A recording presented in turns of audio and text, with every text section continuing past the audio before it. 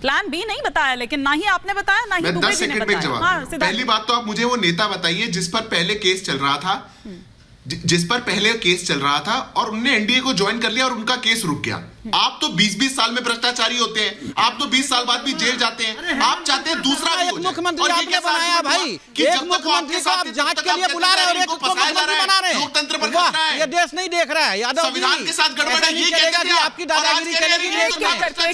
आपकी देश में दादागिरी नहीं चलेगी। अभी लोकतंत्र जिंदा है, मत करिए। अभी लोकतंत्र जिंदा है। तो आप लोग क्या कर रहे हैं? अगर वो दादागिरी कर रहे हैं तो आप लोग भी तो दादागिरी दिखा रहे हैं ना। अगर ईडी की टीम वहां पर आती है, कभी उस पर हमला कर दिया जाता है, कभी उस पर SC/ST एक्ट बना दिया। सुनिए ना, 2 मुख्यमंत्रियों को ना संजय जी, वो अगर वो दादागिरी कर रहे हैं, ठीक है, आप भी तो दादागिरी कर रहे हैं। आपकी जो आपकी एक्टिविटी है वो क्या कहलाएगी? वो दादागिरी नहीं कहलाएगी। अगर बंगाल में ईडी पहुंचती है तो वहां उस पर हमला कर दिया जाता है, झारखंड में पहुंचती है तो वो कह रहे मूल निवासी तैयार बैठे हैं। मैं इसका क्या मतलब निकालूं? मूल निवासी तैयार बैठे हैं, क्या मतलब था? मैं बता देता हूं। वो तो बता नहीं पाए। मैं बता दे रहा हूं ना। देखिए, आज विपक्ष के लिए ये मैं बोलना चाहता हूं कि यदि मैं आज झुक जाऊं तो सारा मसला हल हो जाएगा, लेकिन विपक्ष का जो नजरिया है, सारिका जी की सोच है, हाँ। उसका क्या होगा, उसका जो किरदार है उसका क्या होगा? ईमानी जी, विपक्ष को ये झुकाना चाहते हैं। ये पहली भारत की ऐसी सरकार है जो विपक्ष से नफरत करती है, विपक्ष से इनको डर लगता है। और मैं विपक्ष के लिए भी कहना चाहता हूं, क्या घोटाला नहीं हुआ? घोटाला नहीं हुआ। मैं विपक्ष के लिए भी कहना चाहता हूं कि विपक्ष एक डरा हुआ विपक्ष तानाशाह को जन्म देता है। आज जितने भी विपक्षी दलें हैं, जितने विपक्षी दलें हैं, इन सबको एक जगह आना चाहिए। मैं बार बार कह रहा हूं, कितना एक जगह लगाएंगे सर? एक-एक कर सब छिटक गए। हो गया आपका INDIA का, हो गया आपका INDIA का बंटाधार, हो गया INDIA का बंटाधार। बल्कि ये तो मेरे को पूछना चाहिए था चंद्रमोहन जी से, लेकिन एक बार जरा सारिका पासवान जी का मैं एक रिएक्शन यहाँ पर ले लूं। सारिका जी, आप लोगों द्वारा भी कल ये कहा गया कि ईडी वहां पर जो तमाम एजेंसीज हैं वो बुलाकर हमें प्रताड़ित कर रही है। ऐसी क्या प्रताड़ना दे रही है? सवाल जवाब भी तो हो रहे होंगे, या मार कुटाई भी शुरू कर दी है ईडी CBI ने?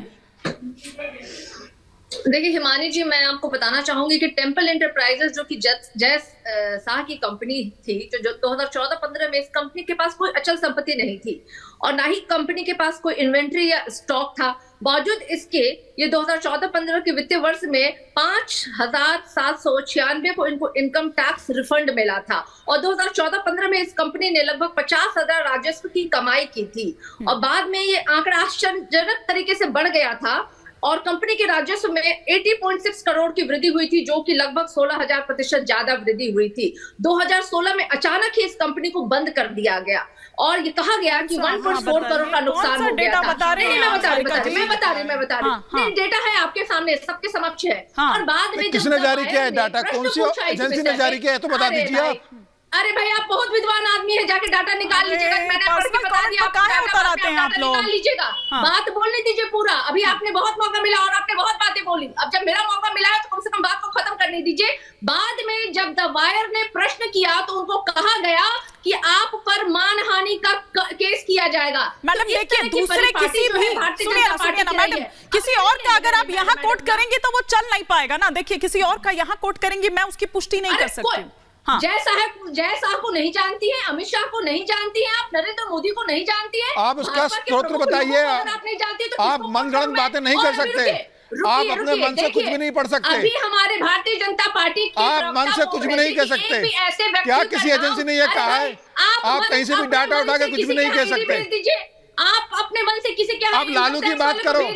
लालू प्रसाद यादव चारा घोटाले में जेल जा चुके हैं, सजा हो चुकी है। पूछ रहे हैं कि कोई भी एक अब नौकरी के मामले में जो जमीन ली है उसका हिसाब दो आप। भ्रष्टाचार के आरोप लगे हो, कि ईडी पीछे गई हो और बाद में जिन्होंने सारिका जी, आप ये डेटा दीजिएगा।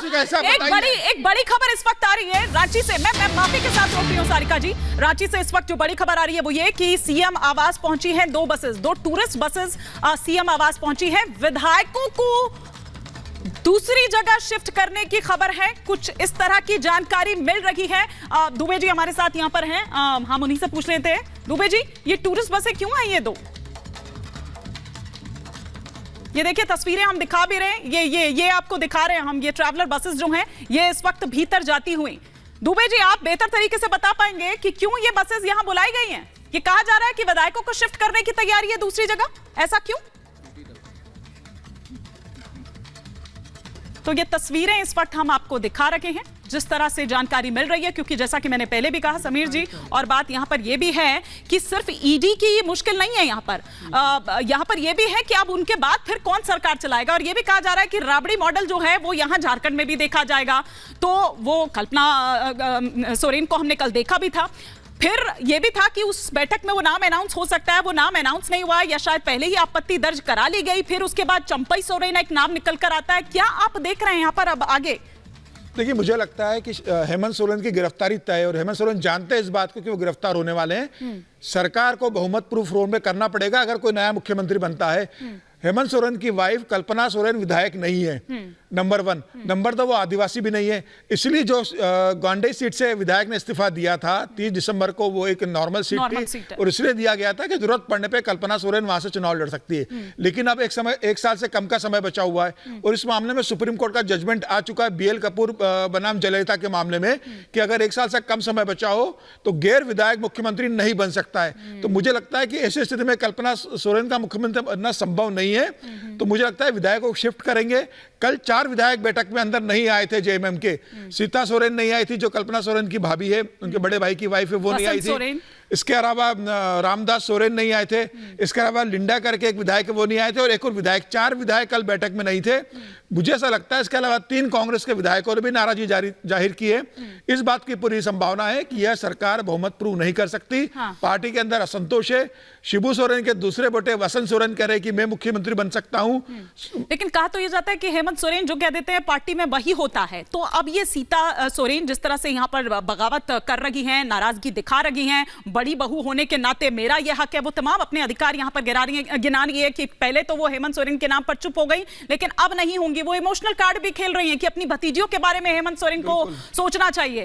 फिर ऐसे में क्या देखें, क्या सीता सोरेन की बात कहें या फिर ये वसंत सोरेन की ये जो नाराजगी है, क्या ये पार्टी तोड़ सकती है? क्या हो सकता है, मैं थोड़ा सा ये समझना चाहूंगी। और चंपई सोरेन का अब जब नाम सामने आ रहा है, पहली महिला मुख्यमंत्री बनने जा रही है, मिल रही है, तो मुझे लगता है कि सीता सोरेन में क्या दिक्कत है। शिबू सोरेन की बड़ी बहू है, दुर्गा सोरेन की पत्नी रही है। शिबू सोरेन के साथ दुर्गा सोरेन ने झारखंड मुक्ति मोर्चा को संगठित करने में बड़ी भूमिका निभाई थी। अगर परिवार में ही देना है तो हेमंत सोरेन अपनी भाभी को बना दे, उनको नहीं बनाना तो अपने भाई वसंत सोरेन को बना दे। अपनी पत्नी के लिए वो क्या रहे, यही परिवारवाद है ना। मैं बनूंगा तो नहीं तो मेरी पत्नी बनेगी। किसको देना है? प्रश्न ये उठता है कि ऐसा काम क्यों हो रहा है? कौन सा लोटस ऑपरेशन चलाने की तैयारी कर रही है भाजपा? अच्छा। ईडी की आड़ के अंदर, जहां पर वो एक हस्तक्षेप के अंदर सरकार पे भी नजर गड़ा के बैठी है। कौन से प्रशासन तंत्र के साथ ऐसा हवाला बनाया जा रहा है कि भाजपा की नजर सरकार के ऊपर भी है? इसके ऊपर मेरे मित्र जवाब नहीं दे रहे हैं। ये तो एडवाइस कर रहे हैं, लेकिन अगर एक स्थिर सरकार है और चल रही थी, कार्रवाई हो रही है, तो उसके ऊपर इस तरह का हस्तक्षेप आज देश के लोकतंत्र में से क्यों खड़ा हो जाता है? क्यों कर रहे हैं सिद्धार्थ यादव जी? जो पटना में किया आपने वही झारखंड में आपकी चंडीगढ़ में किया, ये पूछ लीजिए। चंडीगढ़ में तो वीडियो में है, सबकी टीस जो है वो निकल कर आ रही है। लेकिन उधर हेमंत सोरेन और उनकी पार्टी आदिवासी कार्ड भी खेल रही है। वो आदिवासी, वो अस्मिता वाला जो कार्ड है, और ये कहा जा रहा है अपमान कर रहे हैं आप लोग।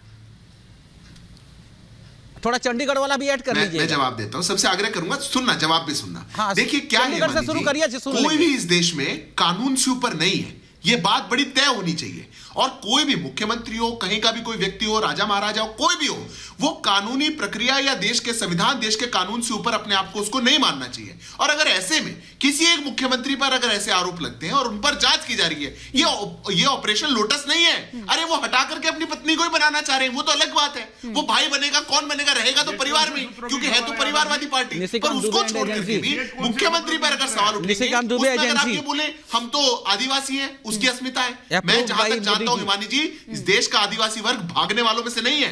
वो 10-10 समन का इंतजार करके बैठता नहीं है, छुपता नहीं है। वो तो सामने इस देश के लिए लड़ता है, आता है आगे। और यही काम करना चाहिए था हेमंत सोरेन जी को, उनको भी आना चाहिए था। मध्य प्रदेश का आदिवासियों की कहानी याद है आपके? बीजेपी नेता ने क्या किया था?